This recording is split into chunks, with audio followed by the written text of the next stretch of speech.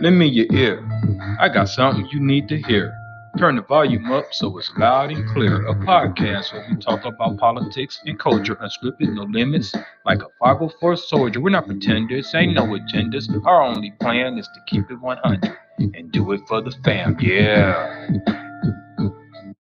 What up? What up? What up? What's going on? I'm 6 Mil, keeping it true. It's your boy KG. Welcome to episode 30 of For the Fam podcast. The Mike Brown episode. Man, stop.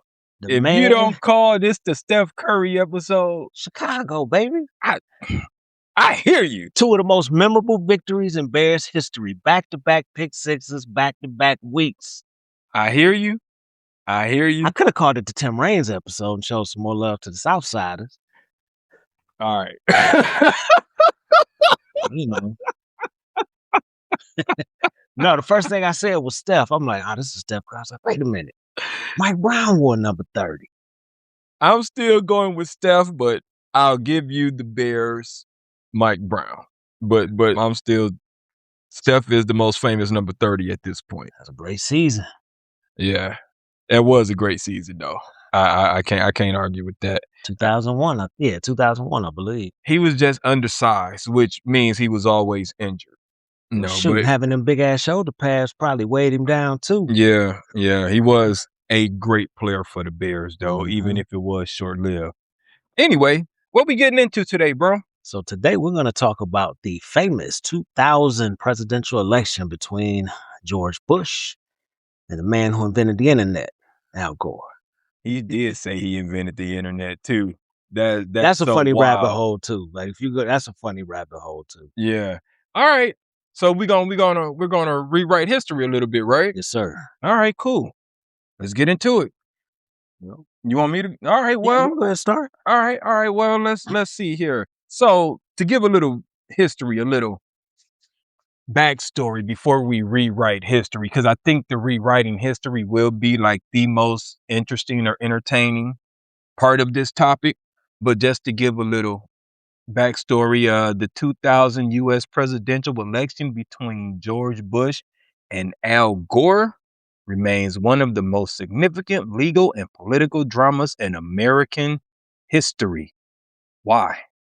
Man, so many things. So many things, but there's one thing in particular that I'm referring to.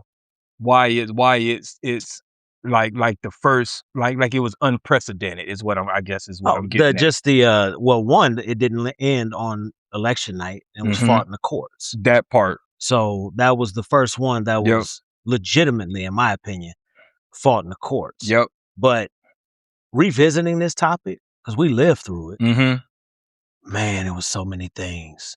You're right. There were so many things, but the reason why it was unprecedented for the listeners, the Supreme Court actually decided this election.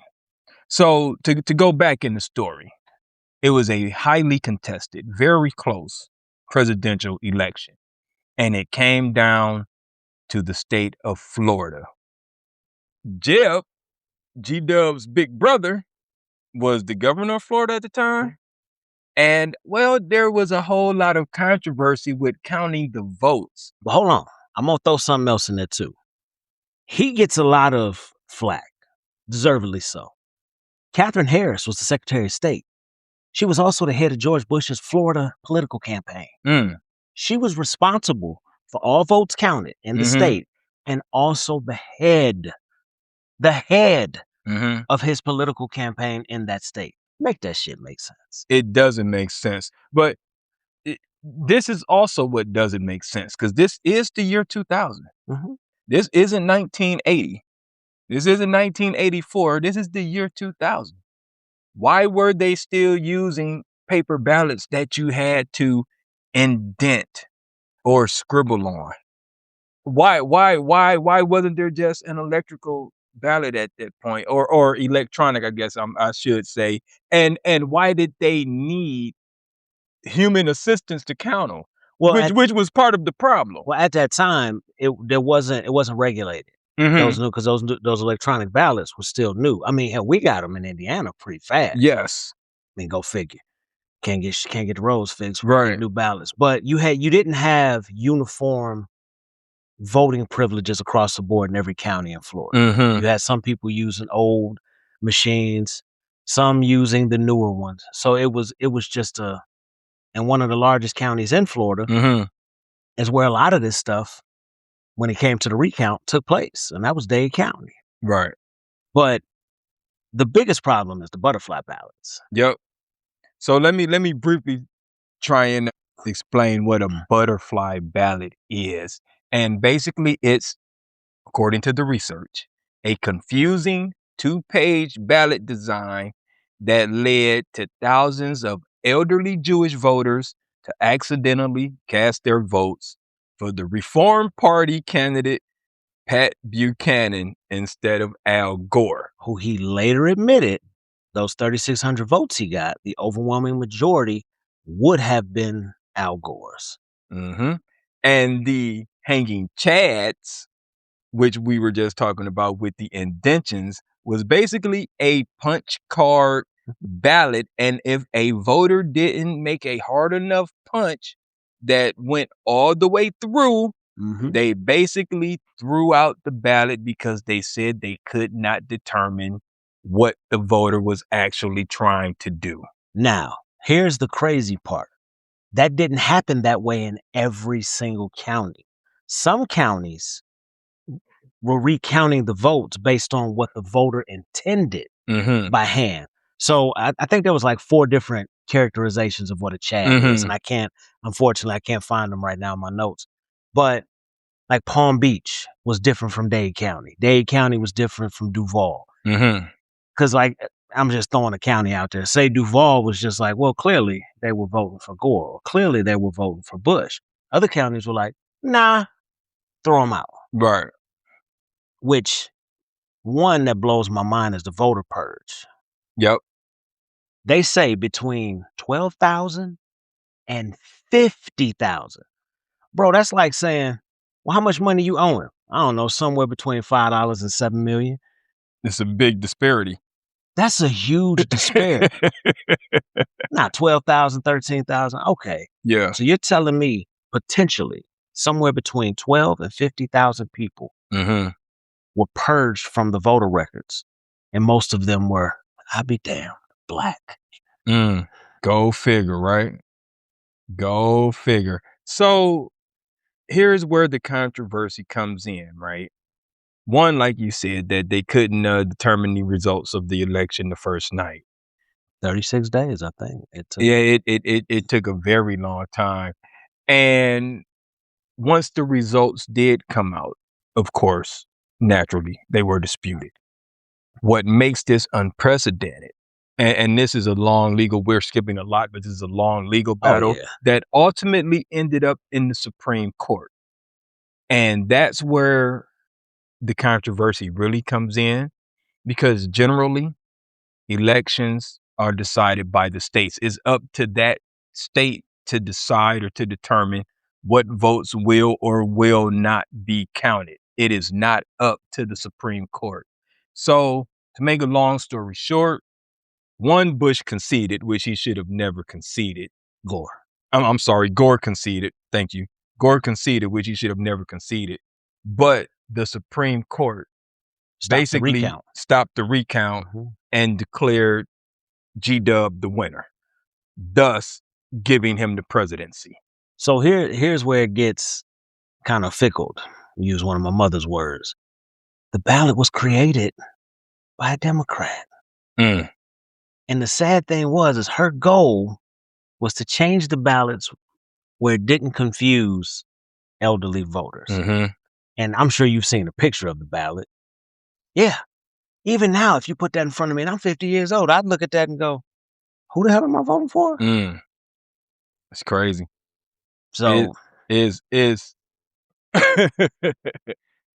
should we start rewriting history now, or is that we need to go further into the backstory? Or I think that I'm trying to think of anything important that we're missing. Well, obviously, there was the Brook Brothers riot that occurred where think January 6th on a smaller scale. Again, history just repeats itself. With a bunch of rich lawyers. Yeah. Standing outside of the voter registration? Basically intimidating, which also They interfered stopped. with the recount. Miami County stopped. Yeah. They were basically scared and they just said, forget it. We're not even going to attempt to recount. I remember because that. these guys just went and were all dressed up like the Monopoly man or something like that.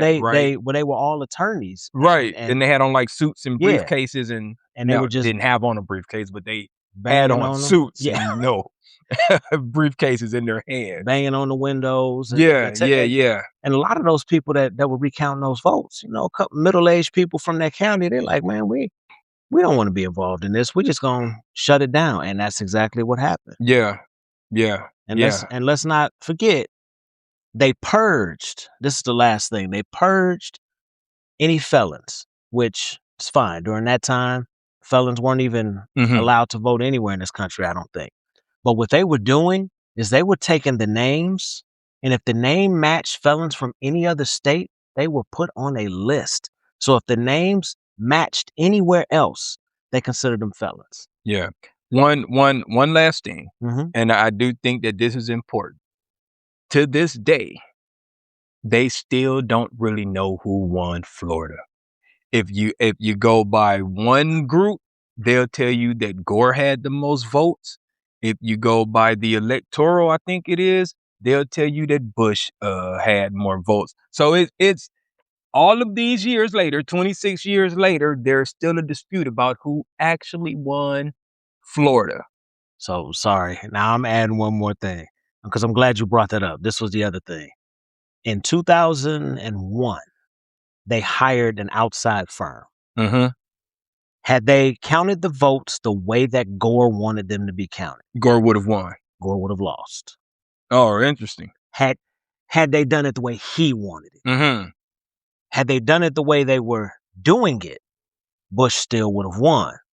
Had they not purged and used a butterfly ballot, they're saying that Gore probably would have won by somewhere between 60 to 171 votes. Interesting. So, I mean, so it was still close. Oh, hell yeah. But because Florida wasn't. Yeah. So, I mean, you can say that they took that presidency. It felt like it, man. It totally felt like it at the time. You can say that they took it from Gore, but it was close enough that, all these years later, you can look at it and go, okay. Yeah. I see their logic and their ruling, basically. Because at the time, it felt like, it felt massive. Cut it off. We're done. Yeah. Especially with the whole Chad controversy and all of that. It was just like hanging Chad. And I mean, like, we could see, like, no, you could totally see that indention. What do you mean you can't tell? Yep. Yeah. So it was really weird. So now let's just rewrite some history, bro. This is the fun part. And when we say we're going to rewrite history, the next few minutes, we're going to talk about the what ifs. What if Gore won instead of Bush?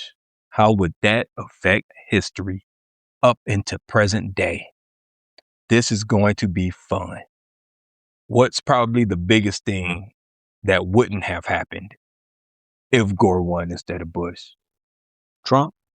Yes, but we'll get to that. I know I'm getting ahead. Yes, we'll get to that. Probably 9/11 in Afghanistan. Afghanistan for sure. Yeah, probably wouldn't have happened if Gore had won, because Clinton and Gore, they were already tracking Osama bin Laden. They already considered him a major threat. So they would have had more intel, more eyes on him. So they probably wouldn't have been allowed to commit the 9/11 terror attack. Thus, we wouldn't have gone to Afghanistan. So that's why I say that's probably the biggest thing that wouldn't have happened under Gore, because they were already on to it. Not a definite, but Right. possibly. So I got one on that same too. It says, so if 9/11 still does occur, the retaliation is strictly limited to Afghanistan and dismantling Al Qaeda. I did see. However, though, although you and I both agree we should have never been in Iraq, Saddam Hussein had to go one way or another. He was definitely a bad character. Yeah. But I'm just saying, all of those people, all of those deaths, Yeah. the Twin Towers may still be standing. Those people may have survived. That's like the biggest thing for me is all of those deaths probably could have been avoided. Climate change policies. Correct. We would be further along because Al Gore was big on the environment and still is to this day. Mhm. It's like one of his, I was about to say hobby, but I don't think he would characterize it as a hobby. But it's one of his stronger policy positions is he was very much about the environment and green energy and et cetera, et cetera. Because we really didn't start really pushing green energy until like the 2010s. So Right. it would have started 8 years earlier. Correct. Or Which 8 or means 10 we years. would be further along in the process than we are today. Even further, because a lot of that stuff has been rolled back that Obama did. Correct. You're 100%. And it's funny that you bring up Obama because that's probably also a big development. Yeah. If Gore had won 2 terms, we probably wouldn't have Obama as president. Obama was a direct response to G-Dub and the war and all of that stuff. So he came bringing a different message of hope and world peace and all of that kind of stuff. So had Gore won and been a 2-term, maybe his vice would have slid right into that. Or maybe a Republican would have won. I doubt it. The biggest one for me, well, other than obvious, 9/11 and the war, we wouldn't be having discussions that we generally have, whether on this podcast or just when we have conversations throughout the week. Supreme Court would be full of liberals at this point. Well, a lot of this shit that he's doing now, Supreme Court would be like, nah, bro, we ain't doing that. Funny you should say that, because you know who got elected under Bush? One you know for sure. John Roberts, Samuel Alito. Yeah. Perhaps if Gore won, neither one of these guys would be on the Supreme Court. At all. At all. Right. At all. Because Gore would have absolutely appointed 2 Democratic justices for Supreme Court. Which means Roe v. Wade would still be applied. Yep. We wouldn't be in this voter rights discussion, which we shouldn't be in anyway. I mean, just the whole trajectory of the country would be completely different. Which is just wild. It is. Just based on one event, one state, one event, the whole trajectory of the country could be different. Going back to Obama, if Obama doesn't win, maybe Trump never runs. And we got a whole different president today. And we're not involved in a senseless war. And we're not still killing people out at sea off the coast of Venezuela. And tariffs that's ruining the global economy. Just no Trump, period, would make the world a completely different place. So with that, he would still be looked at, and y'all, we're not going to go off into a Trump rant, but he would still be looked at as the clown that most of the socialites in New York City have seen him as since the 70s. And that's not disparaging. Like, you can look up, like I always reference Martha Stewart in the 90s when she was doing the show and somebody said something about Trump. And she was like, oh, God, don't get me started on that idiot. And that was like the mid-90s. Like, people don't understand. You know what? No, different episode. Let's just keep going. All right. Well, we probably wouldn't have a Tea Party.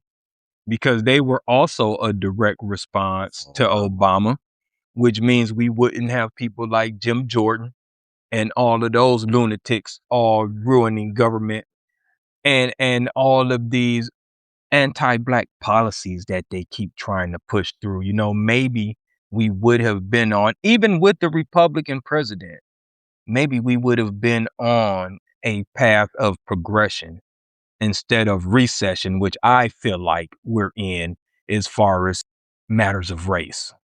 Because even though we didn't like Bush's policies, I don't think you or I ever felt this country's in a really bad position right now. This dude's gonna have us back 200 years. Like, you know what I'm saying? He was bad for the economy, but yeah, it was just typical Republican Democrat type stuff. Yeah. You didn't think, we did call him stupid sometimes. Yeah, sure. But we didn't think he was incapable of standing on a world stage and representing us. Correct. You know, he had his little, fool me once, fool me twice, right. Or the people in Iraq throwing a shoe at me. Right, which was great, by the way. Hilarious. You know what else we wouldn't have? Red and blue. Had Gore won. Why you say that? Glad you asked. We're so used to red and blue, we don't realize that before this election, red and blue didn't exist. So throughout the fight, during the court battles, networks just agreed, we'll just use red for Republicans and blue for Democrats. So when you see it on TV, that didn't exist before that election. Really? Nope. Go back and look at some of the old electoral maps while MSNBC or CNN. None of that shit's red and blue. That's interesting. And I had to look it up twice. I'm like, well, no, it's always been red and blue. Nope. Go back and look at like Ronald Reagan and all of them. Nope. That's interesting. They say that they adopted that as a standard after that election. All networks were like, all right, we'll just keep it that way. Yeah. Now, if anybody listening says I'm wrong, tell me how I'm wrong, because the 2 or 3 sources I looked up, they said blue was the traditional color of conservatism before then. Interesting. That I'm going to look that up when we finish, because I want to see some stories about that. That's wow. I like that. Anything else as far as rewriting history? What else we want to? Oh wait, we wouldn't have ICE. No. We wouldn't have ICE because ICE was a direct response to 9/11. We also wouldn't have the Patriot Act because Al Gore would have never. He would have never. Yep. Put the Patriot Act. He would have been like, no. Yeah. Especially someone, I know we joke about him inventing the internet, but the reason that is such a huge thing is because he was instrumental in helping expand the World Wide Web while he was the vice president. So that's why it gets talked about a lot. He would have been like, well, no, we didn't expand the internet for you guys to be able to track folks. Right. Airport security. Yep. I mean, like, bro, I can't take my toenail clippers. Right. All of that was a direct response to 9/11, all instituted by the Bush campaign. This is too much water. Correct. Take the TSA. You know how many times I stood in TSA and had to down a bottle of water? Correct. Because I didn't want to waste my money. All of that, take your shoes off and all of that kind of stuff. None of that was in effect before. Well, the shoe bomber messed that up for us. Well, yeah, but for those who too young to know what that is, look up the shoe bomber. Yeah. That was wild. It really was. But yeah. So our lives would be completely different if Al Gore had won instead of Bush. And he probably would have been a 2-term president. Most likely. Because he was still, he was older, but he was still. He was young enough. Yeah. He was definitely younger than Clinton. Yeah. And I mean, he seemed likable. He was charismatic. He was well spoken. I don't think he would have done anything too outlandish that would have made, there is always going to be people who just weren't going to support him because of the D. But I don't think he would have done anything that would have been so outlandish. And no $1 trillion spending in the Middle East. The budget, there you go. the budget, man, just so much, bro. So much. And I mean, like ISIS, a direct response to us being in Afghanistan. Yeah, absolutely. Yeah. So perhaps terrorism wouldn't be what it is today. Is On the scale. on the scale, correct. Just so many things that we've accepted that really didn't have to occur. I mean, that could have been different.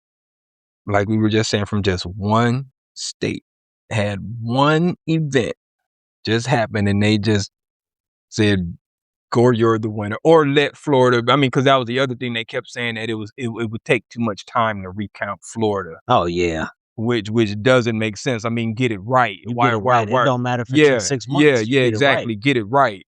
But yeah, the fact that they were like, they don't have enough time to recount. They needed to move forward with the election, which is another way that the Supreme Court basically put their thumb on the scale, for lack of a better term. Yeah, y'all don't have to keep counting. That's Yeah. The only other thing I want to say about that is keep your eyes open on 2028. Let's just see if the Supreme Court actually does something to influence that election as well. I mean, because they're all a bunch of Trump cronies at this point. At least 6 of them are. So something to keep our eye out on. Gosh, what am I trying to say? Something to look forward to. Let's put it like that. To see if they get involved in this 2028 election, unless it's a landslide where it won't matter which, praying that is just a landslide and the Republican loses. Yeah, I'm saying that. All right, bro. Anything else you want to? Nah, I think I think we pretty well covered it. All right, cool. Let's transition into our current events. You want to start, or you want me to start? You go ahead, cause I got one more thing to look up. All right. Well, I got 2 things that I want to discuss. The first thing I want to discuss is this case that acting AG Todd Blanche is trying to bring against the Southern Poverty Law Center. This is the craziest indictment that I've ever seen in my life. So basically, the Southern Poverty Law Center, like, their main objective is to fight against hate groups. By any means necessary. They fight hate. What this indictment is alleging is that the group designed to fight hate groups somehow supports hate groups. Yeah, if you think that that's dumb and it doesn't make any sense, that's because it is dumb and it doesn't make any sense. So what the crime they're trying to charge them with is fraud. And they're basically saying that the donors are the ones who were frauded, but none of the donors have filed a complaint. Mm-hmm. But the donors were frauded because they didn't know that the SPLC used informants, and those informants somehow indirectly supported hate groups like the KKK and the Oath Keepers and the Proud Boys. So basically doing what the FBI does all the time right now somewhere in this country. Use informants to infiltrate Donnie Brasco. terrorists. Donnie Brasco is a perfect example. But to put this on a simpler scale, to dumb this down, if you will, and I'm sorry, I'm not trying to call anyone dumb. This would be like them accusing the NCAA NCAA, my mind on basketball. This would be like them trying to accuse the NAACP of being racist against black people. Mm-hmm. I mean, it's bizarro world. What are we doing here? It's crazy. It's absolutely crazy. You mind? No, not at all. So the 3 civil rights workers From Mississippi? Mississippi. Okay. That were killed, that traveled down from Chicago. We still wouldn't know where they are if it wasn't for organizations like the NAACP and the Southern Poverty Law Center. Somebody was paid to take the FBI to where that car was and where those 3 young men were buried. Money from donors did that. How in God's name, other than racism, do you take someone to court for doing something that the CIA, the FBI, the DEA, local police officers? Correct. No, it's not from donors, but it's our tax money. Correct. That's paying these people. Correct. There's a police officer somewhere. There's an organization somewhere right now in this city that's paying an informant. Correct. It makes no sense, bro. It's just a way to go after. It's kind of like how, what did they get Al Capone for? Tax evasion. Correct. Well, we can't get him for this. Let's just go out now. Obviously, I'm not comparing. Thank you. Southern Poverty Law Center and Al Capone. Thank you. But I mean, just the situations. It's just like, well, we don't like you, Al. You know what? We're going to get you one way or the other. We're going to get you one way or the other. Yeah. Donald Trump has hated the Southern Poverty Law Center since the 80s. Right. He's been going after them forever. So obviously, anything they can do to take them down. But this by far is the dumbest legal suit I can think of in recent history. I'd be shocked if it make it to court. Oh no, this should have been. Yeah. I'd really be shocked. But I mean, they were also instrumental in bringing the Klan members to justice for the 16th Street church bombing, right? Yes. So yeah, it's just nuts that this organization has a track record of going against hate groups, and you're alleging that they are the sponsors of hate groups. It's the most idiotic thing I've ever heard, man. So, you know what I said, as we said, it's the most egregious. This is probably the second most egregious lawsuit brought from this administration in the last 3 weeks. The fact that now a federal judge in Florida stopped this, that $10 billion. Oh, yes. So, yes. But it's lawsuits like that makes you realize that there's more to come. There's going to be something stupid, something further. I mean, hell, just Cash Patel. There you go. It's like, because that was next on my list. Like, bro, you suing who? Yeah. And then when he announced the lawsuit, more witnesses came forward. Correct. Here's the all of the Cash Patel stuff is idiotic, and he's going to look like a fool. If that, honestly, we should want that one to go to court because he would get embarrassed. Well, in discovery, he would get dismantled. Exactly. We should want that one. But here's the funny thing about that. In what universe were you ever going to make $250 million, bro? Why are you suing for $250 million? Like defaming your character is going to take $250 million out of your pocket. Mojo, please. Like, dude, before this, you were hawking Scully's with a dollar sign on your podcast. Thank you, bro. $250 million in damages. Bro, even if you won, you couldn't say with a straight face that 1 million is a good number of your potential income. You're never going to sniff 250 million. I do hope it goes forward because I would pay money to see the tape of that deposition. Right. I'd pay money to see him fold. Right. Because people don't understand, man. You're sitting in a room half the size of your kitchen. Right. At a table for hours. Yeah. Answering. Remember the Lil Wayne deposition video where Lil Wayne was like, yo, man, I'm done with this. Like, yeah. People don't understand that's hours of your time. And if you're fabricating any of it. Yeah, you're done. You're done. And they always say it's hard to keep your lies straight, which we know he's lying about stuff. The Atlantic is like, bring it. Our lawyers are ready. Yeah, they're like, bring it, dude. This was vetted, and we ain't got nothing to worry about. Right. So yeah, hey, the other thing I want to say about that with all of these macho mega guys who want to pretend to be so tough, what's the first thing they do? I'm going to sue. Cry. I'm going to sue. You said something bad about me. I'm going to sue. The first thing they want to do is sue. But you guys are so tough. I'm going to sue. I'm going to tell. What they call them snowflakes. And Yeah. It's like, but y'all the first ones to. Yeah. Go cry and try and get a lawyer.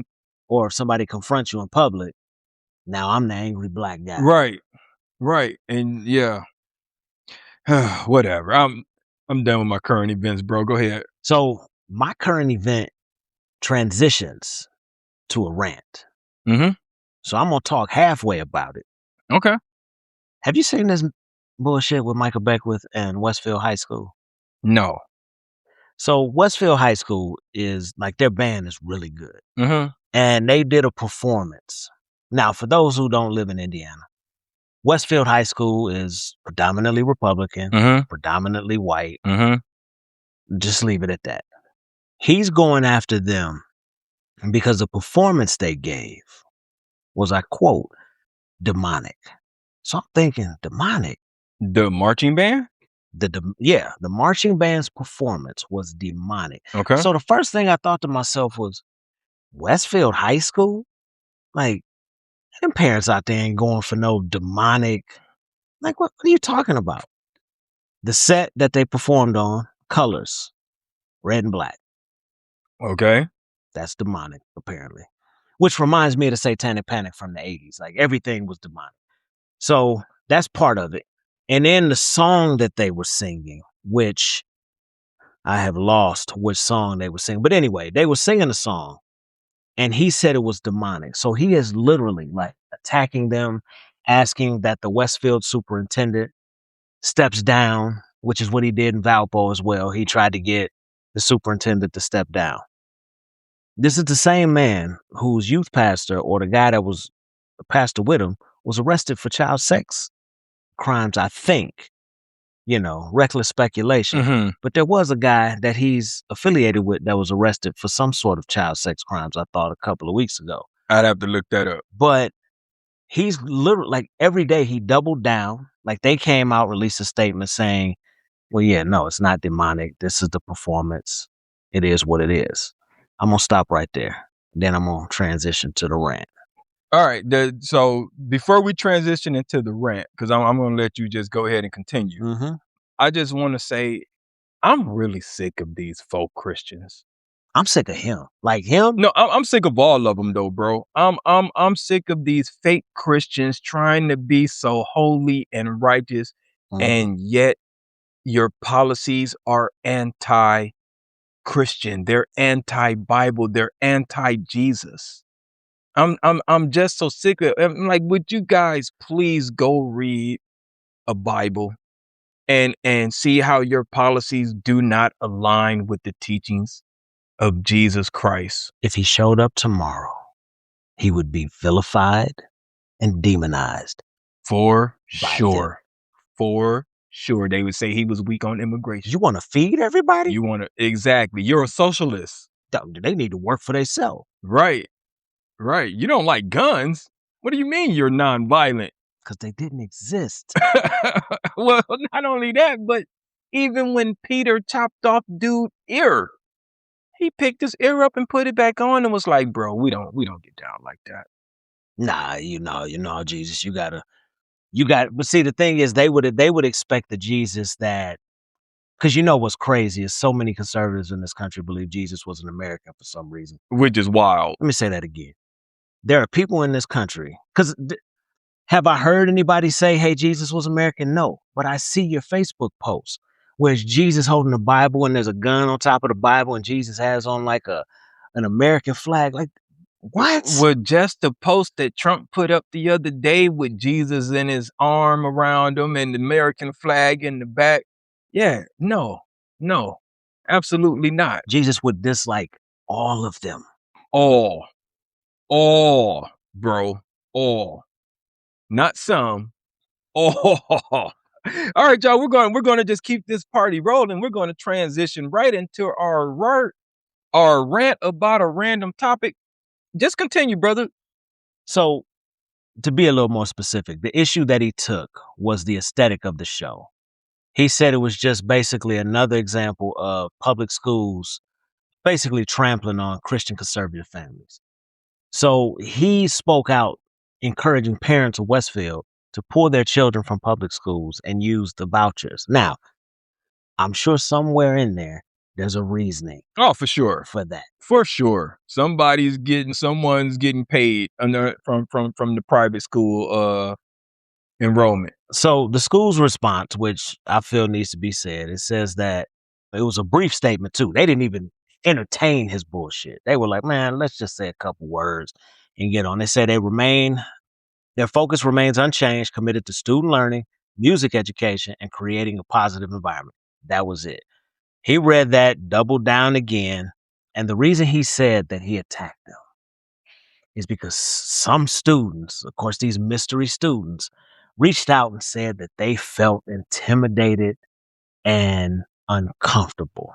So was this at like a halftime of a basketball game or a football game or something? No, I think it was just a performance that was released on YouTube because he posted the video. And man, the students are like, was it a mandatory pep rally of some sort? I don't know. Because what I'm getting at is, if you didn't like it, then just leave. But that's how we grew up. You didn't have to be there. Turn the TV. You don't want to see nakedness? Yeah. Turn the TV. What's his name? Benjamin Bratt. Yeah. Remember when he showed his bare ass on national TV? What was the show? NYPD Blue? Something like that, yeah. And people lost their damn minds? Yeah, which was a good show, by the way. Oh, weird. But it was just like, people who were for that were just like, well, just turn the TV. Yeah. There's other programs that you can watch. Just turn the TV. But I started thinking, who the hell is Micah Beckwith? What does he do? Yeah. Who is he? Yeah. How does this whole thing work? Because when I think of Mike Braun and you think of Beckwith, you say to yourself, these dudes don't even, how the hell, do you know we're stuck with this dumbass for the whole term? Like, there's nothing Mike Braun can do. I don't know if Mike Braun would want to at this Mike point, Braun, though. He don't like it. Interesting. Apparently, like, I was unaware of some of the public statements. Mike Braun does not like this dude. Interesting. He has taken a step back, like when he talked about the 3/5 compromise. You know, Mike Braun stepped in and was like, oh, no. I don't think that. I don't believe that.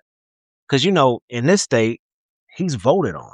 But I also didn't realize that Mike Braun didn't pick him. He forced his way into that position. Explain that.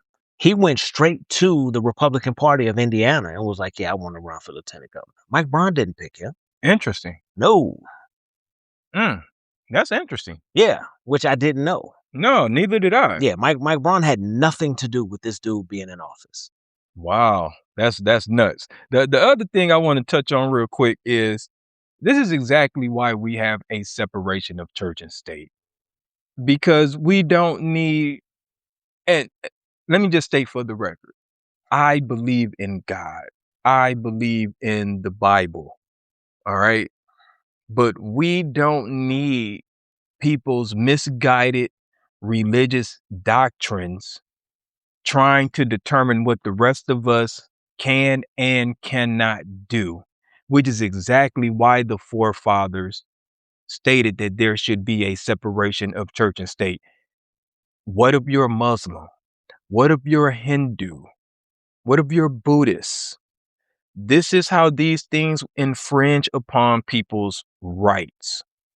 This is 100% why we need a separation of church and state, and why we don't need Christian nationalism in America, and why we need to get all of these people far, far, far away from government, especially, like we were just saying, is Jesus wouldn't even rock with y'all. So y'all whole Christian doctrine is just corrupted. It's so just anti-Bible at this point.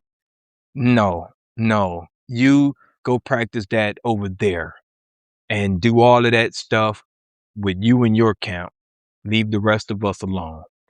And you notice how they're always talking about what we don't want, which is hilarious in this country. We don't want Sharia law in this country. We don't want this. We don't want that.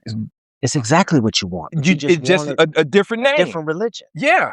Just a different name. You would love to make Christian nationalism the law of the land. If the president sat on the throne and to his left and right were his religious advisors. Yep. Not Secretary of State. Yep. Hey, Father, what should we do now? Yep. 100%. They will 100% love it. Absolutely. You finished with that, bro? Yeah, I mean, I can go on forever with that dude, but yeah. All right. So for my work, and we're going to get into a little bit of trouble. We're going to step on some toes. At least I'm going to step on some toes here. I want to talk about something that's very sensitive, not just for the Black community, but this is more directed at the Black community. So last week, maybe 2 weeks ago, it's been some time now, the former lieutenant governor of Virginia killed his wife and then killed himself.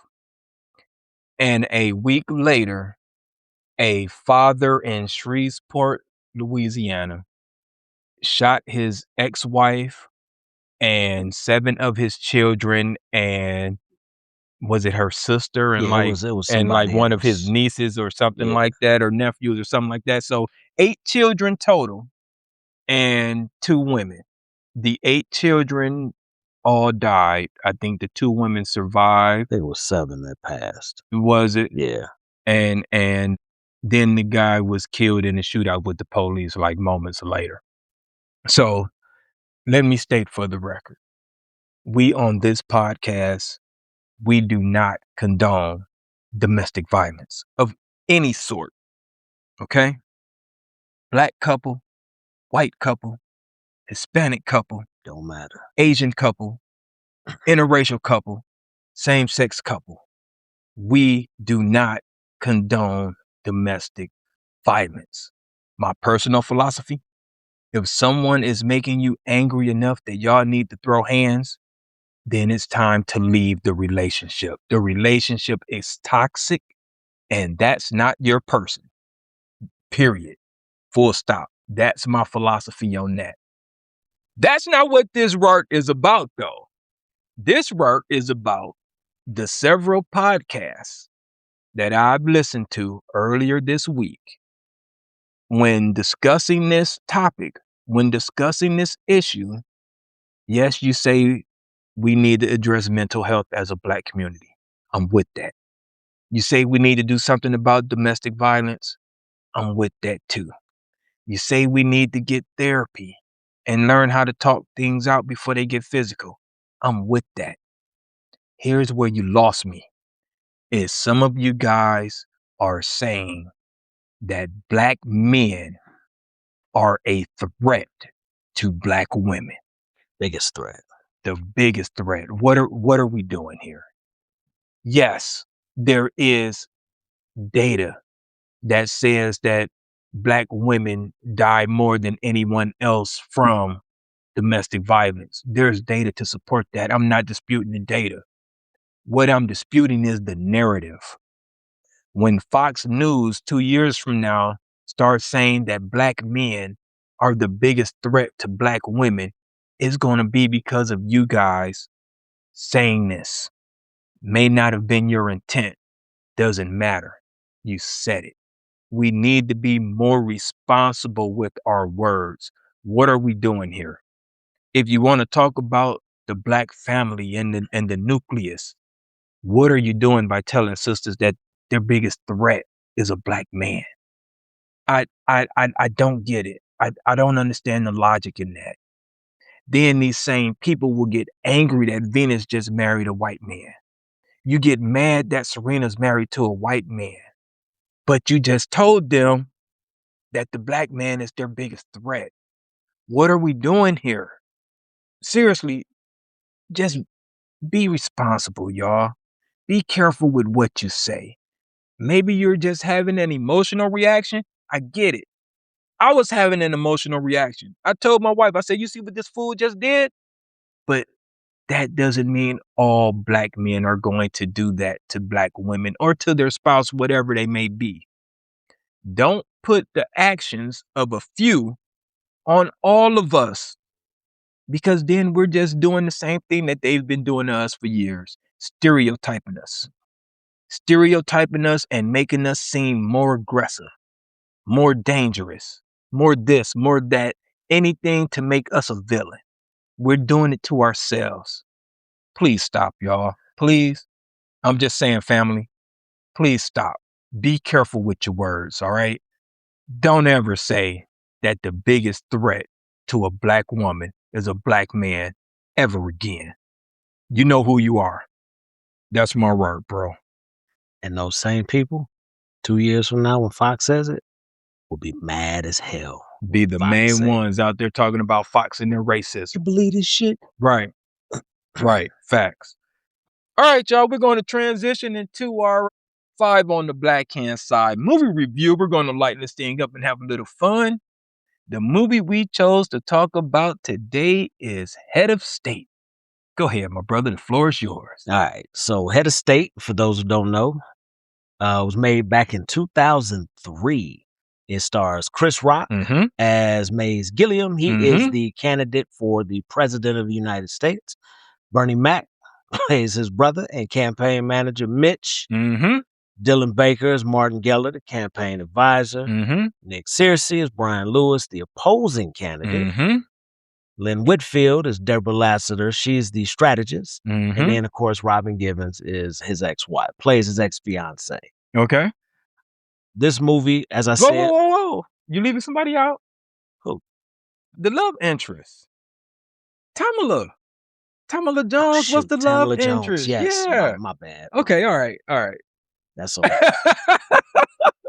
Bro, do you know my brain stopped working for like 5 seconds? I was like, wait. I seen it on your face. You like, who? who the hell is he talking about? but it's funny. Now I'm rerunning scenes in my head. Yeah. But so one thing I forgot about this movie. This was Chris Rock's directorial debut. Oh, I didn't know he directed this. Yes, neither did I. I knew it, but I guess I didn't remember. Yeah.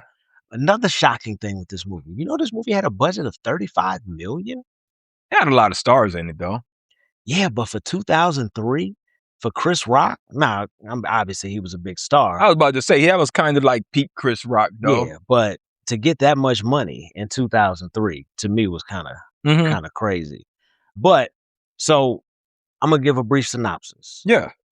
So, Mays Gilliam is a low-level but dedicated alderman in D.C. after a sudden plane crash kills the leading presidential and vice presidential candidates. The Democratic Party is scrambling. Desperate for a sacrificial lamb to lose the upcoming election, they draft Mays to run. However, Mays defies expectations by refusing to stick to the script, speaking his mind, and connecting with voters on a real level, ultimately turning the race upside down. That's the brief synopsis of the movie. This movie was funny. Yes. From beginning to end. Yes. It got funnier when Bernie Mac was introduced into the fold. One of my favorite is the Nato Jenkins rant. You don't know Nato? I don't know Nato. Sir, I mean, if you're going to run for, do you know Nato Jenkins? No, sir, I don't. It was that's what I thought. Right. So this fool thought NATO. He didn't know what NATO was. Right. And for those who don't know, I'm like, go watch this movie. Like, because it's Bernie Mac. Now, obviously, we knew who Bernie Mac was. Yeah. But Bernie Mac really wasn't in a whole bunch of stuff at the time, but people knew who he was. And this was like you said, peak Chris Rock. This was peak, hey, let's go get Bernie. Right.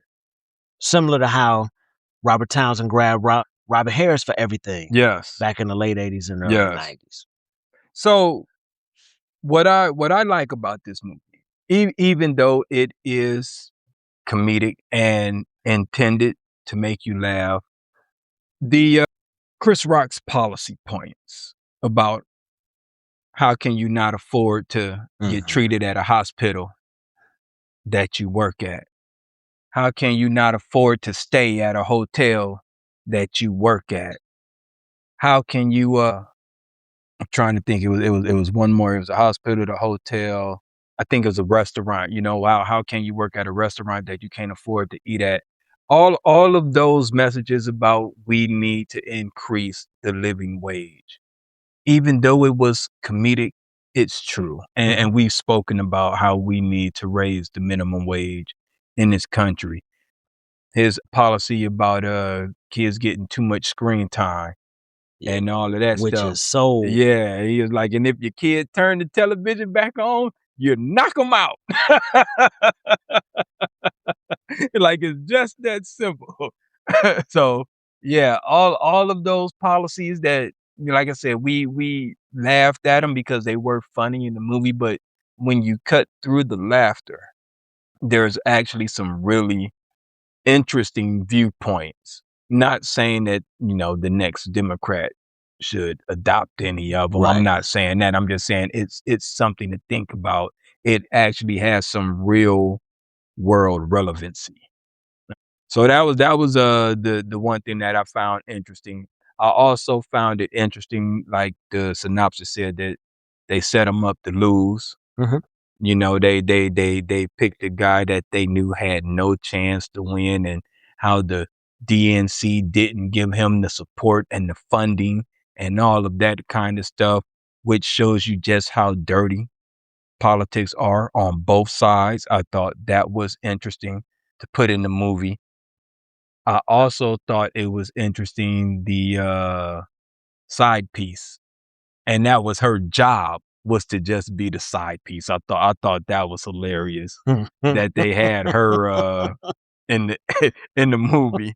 She had, and this is a direct response to the Monica Lewinsky Bill Clinton scandal. So like her only purpose is to make sure you don't get caught up in a scandal. So I thought that was hilarious. I thought Robin Givens was actually hilarious in this movie. The way she dissed him at first, called him broke, his car got repoed, all of that. I'm leaving you, Miles. Then when he started to blow up, she's showing up at everything, trying to get back on the team.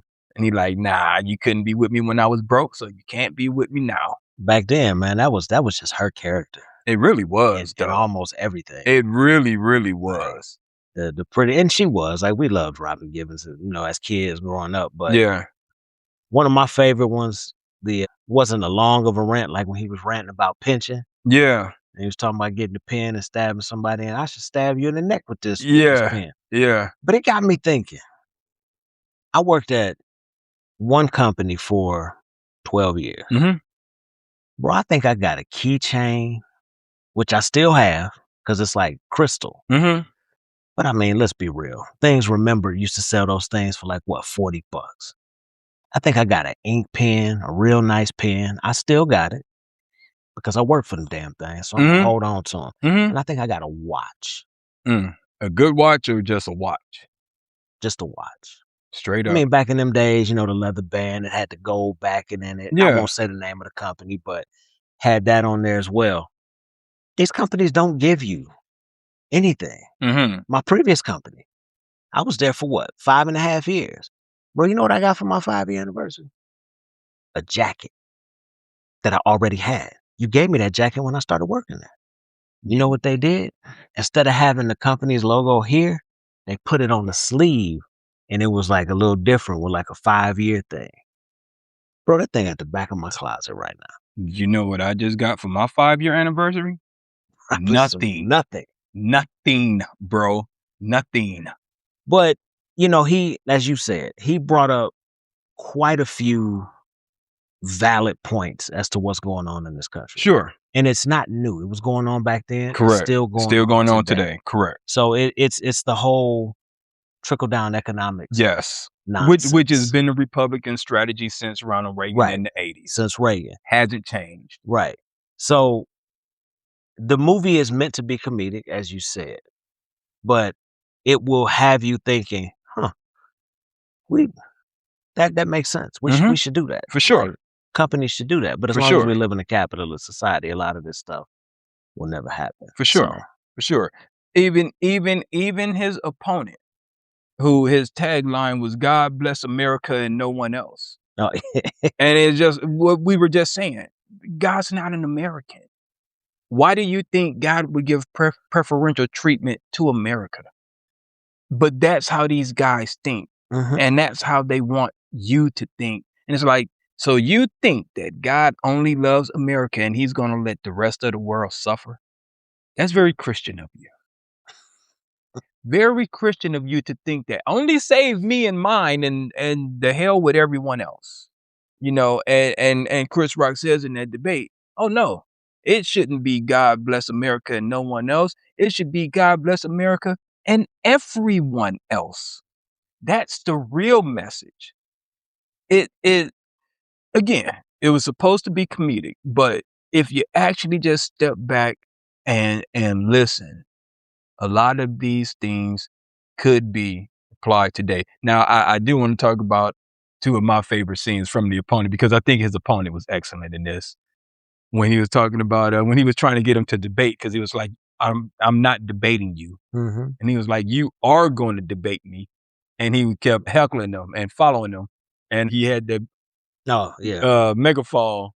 And he was like, hey, your mama ass so big when she sit down, she 3 feet taller. And she stood up, man. Bro, that killed me. And then she slapped him. You gonna let him talk about me like that? Slapped the shit out of his ass. Her ass was huge, bro. That shit killed me. I love that shit. And I love after he lost. And he had all of his advisors lined up. And he was just Oh, stealing on them at yeah. the end. Pow, you suck. Pow, you suck. What's the movie with Will Ferrell and Zach Galifianakis? The political movie. Oh, I know what you're talking about. What is it called? The something. I can't Yeah. remember, but Will Ferrell reminds me of his like when Will Ferrell Yeah. accidentally punched the baby in the face, Yeah, which yeah. is like Yeah. one of the funniest things I've ever seen in a Yes. movie. He reminds me a lot of his opponent reminds me a lot of Will Ferrell. Yeah.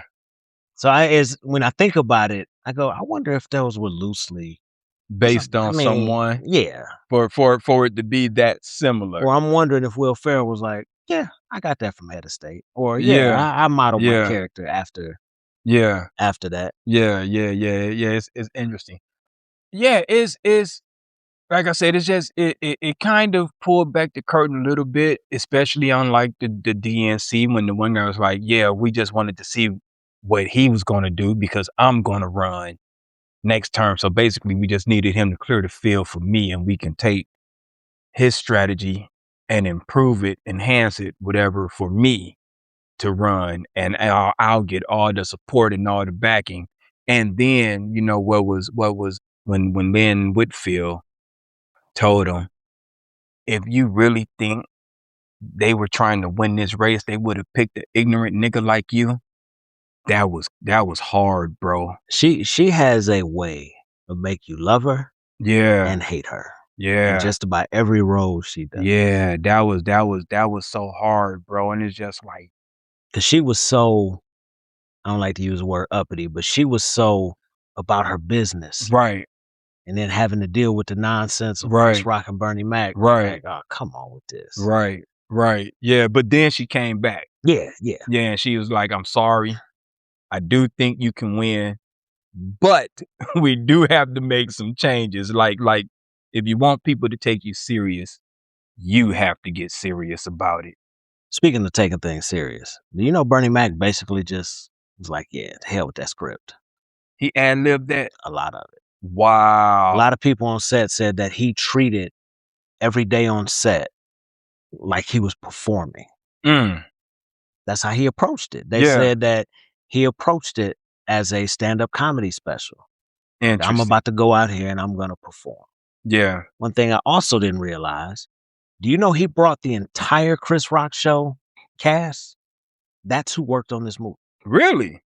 That's who did this movie. So everybody from his show from HBO, Yeah. for those who don't know, he had a show kind of similar, like, well, not similar to Bill Maher, but he was on HBO. Which was excellent. Oh, yeah, Chris Rock show was. Yeah. He brought producers, everybody, cameramen, extras, they're the people that did this movie. That's how you look out. And he also would not give the studio executive the script. There you go. He Smart. He wouldn't give it to him Smart. because he said he didn't want his product to be watered down. Yep. Which they would have. Right. And he also didn't want to direct this movie. Oh, really? Yeah, he said, "Nah, I don't want to direct it." But he realized that in order for that script, he had to. Because you know as well as I do, studio heads are gonna be like, "Well, if we give you this director, we need to see this damn script, right? So we can, That's interesting. Yeah. Wow. Yeah, they say Bernie was on set just cutting up. I bet they had fun. Man, I loved it. Can you imagine that? Hey, and we got an appearance by the OG Nate Dogg. Yeah. I love that too, man. Yeah. The OG was in the movie. I'm trying to think what else. There was like one other thing that I think is lost with this younger generation when Bernie Mac told them it's time to take off the track suits. Like you got to dress for the job you want. I also felt that because I also think that that's true. Sometimes you got to pull the pants up. You got to put on some loafs. You got to get some khakis or some slacks and a button up. Dress for the job you want. You can't you can't be going to work looking like you just came from your homie's crib. I'm gonna share something real quick. And it's on the same topic what you're talking about now. I was talking to a property manager a couple of days ago, and she mentioned, I asked her, I was like, "Did you find anybody to replace the lady that left at the front?" She's like, "Nah." She's like, "I had a couple interviews, and some girl showed up here in some pajama pants, some slides, and a t-shirt." And you think somebody gonna hire you? And look, and I know I did the whole rant about code switching and all that stuff, but that is not what I was talking about, y'all. At an upscale property, you came in here looking like that? I've never gone to a job interview without wearing a shirt and a tie. It didn't matter what it was for. Yep. And my kids did the same thing. When they got their first job at McDonald's, man, them fools was slacks, collared shirt. Yeah. It just even and even the slaves didn't have anything, right? They didn't, but they still on Sundays dressed up. They try to write. They had that one suit. They might have it for 20, 30 years, but they had that one suit and they wore that suit to church, that suit, that tie, and them shoes. That was their suit. And they got dressed up when it called for it. I just don't know how you can go to a job interview in general. Just my opinion. Mm-hmm. Not business casual. Right. Or, if you tell me I'm going to a building and I know that building has more than 10 floors and a bunch of windows, I'm like, oh, so I'm going to a fancy. Yeah, let me put on a suit. I mean, whether it's right or wrong, you are being judged on your appearance. Yeah, absolutely. And like the old saying goes, you only have one time to make that first impression.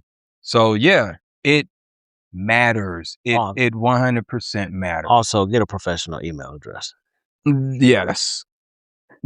Bro, some of the ones I've seen over my years of interviewing people, they make me laugh, but I ain't gonna lie. I read them and go, I'm not calling you back. Can't take them serious. I can't even take you serious. Can't take them serious. Whether it's right or wrong, that's just the way it is. badbitch123@gmail.com. Right. I'm not calling you. Right. I remember I interviewed a guy and I looked him straight in his face. I said, listen here, man, I'm going to ask you a real question. I want a real answer. I said, do you want to work or do you want a job? Huh? Yeah, there's a difference. Like, okay, thank you. Yeah, there's a difference. Thank you. It's kind of like what I tell you when I interview these folks. I want to get people in these contracts who want it. Right. But don't need it. And for those who wonder what I mean, I know we've kind of gotten off subject, but those that want it have set goals. Mm-hmm. They come to you, they have goals. They're least likely to raise hell if there's change. Someone who needs the money, they don't want to be there in the first place. They don't want to have to get a second job. So any change that goes away from what their ultimate goal is there, in which we all go to work to get paid. Yeah. Let's be real. Yeah, no doubt. But if there is a hiccup in something, the person who has goals set, oh no, it's all good, bro. Yeah, just let me Yeah. know what's going on. Yeah. But somebody who needs it, one hiccup, they're gonna quit on you and leave you stranded high and dry. Yep. At least what I've seen in the industry that I'm in. Yep. All right, let's go ahead and rate this thing, bro. I'm gonna give Head of State 3.5 high fives on the black hand side. I like this movie. It made me laugh. Like I said, it has some hidden meanings in it. Yeah. Go back, check it out. I think most people will enjoy it, without giving the movie completely away. I think most people will enjoy it. I think I'm gonna go the same Yeah. with you. Not that it's bad, not saying it doesn't deserve a 4 or 4.5, but Right. it's still a comedy movie. Correct. It's not meant to be taken Correct. ultra serious. Correct. But Correct. no, it's a good movie. If I'm scrolling through, which don't nobody do no more, but if I'm scrolling through the guide and I see it, I watch it every single time. And the why I can't give it a 4 or 5, because there are some stereotypical Oh, of course. things in there that I'm just like, that kind of didn't need to be in the movie, but that's just me. All right, y'all. So that's where we are with Head of State, and we're going to slide right into our closing monologue. My brother, take it away. Appreciate it. So I want to talk about something that is going on right now. It's kind of a battle for political power, and it's right in our faces, but it's happening in federal courtrooms. It's a fight against a practice called prison gerrymandering, Okay. which I hadn't heard of until a couple of days ago. So when the census is taken, incarcerated individuals who are disproportionately black and brown are counted as residents of the rural town where they are held, Interesting. rather than the city they actually call home. And here's why that matters. Even though incarcerated people cannot vote in those districts, their numbers are used to artificially inflate the voting power and the political representation and the federal funding of those prison towns. At the same time, this strips resources, tax dollars for schools, infrastructure, and hospitals out of their home neighborhoods. The NAACP, ACLU are all fighting this in court currently because they say it operates as a modern echo of the Three-Fifths Compromise. It is a direct systemic transfer of political power from communities of color to the districts that cage them. True representation should belong to the communities that people come from, not the facilities holding them. Quick question. Mm-hmm. Do you think incarcerated people should have the right to vote? I believe it depends on, you know what? Yes. That's Yes. interesting. Okay. Because you know what I was about to say, and I had to catch myself, and that's a whole different hell. We might be able to do a whole. No, episode on that. that's why I just wanted to leave it at that. Yeah, let's leave it at that. All right. Well, hell, that might be next week. All right, cool. All right, y'all. That concludes episode 30 of For the Fam podcast. We appreciate you guys for tuning in and hanging out with us. If you're new, you got a homework assignment, please share this with 2 friends. If you're not new, you've already had this assignment, but you still got the same one, share this with a different 2 friends. All right? Help us out, y'all. Help us manipulate the algorithm. We just trying to grow. That's all we're doing. So if y'all like what we do, y'all think we give y'all value, just share us. Give us a like, give us a subscribe, give us a share. We really, really do appreciate it, and we really do need it.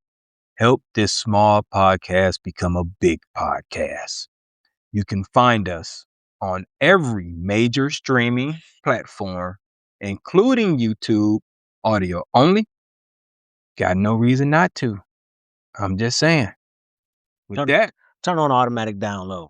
Turn on the automatic download. There you go. I like that even better. Just let it just show up in your feed. I like that even better. All right, y'all. I'm gonna leave it there for now.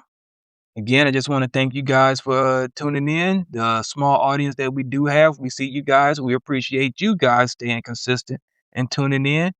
And I'm 6 Mil, keeping it trill. It's your boy KG. And we'll holler at y'all next time. Peace.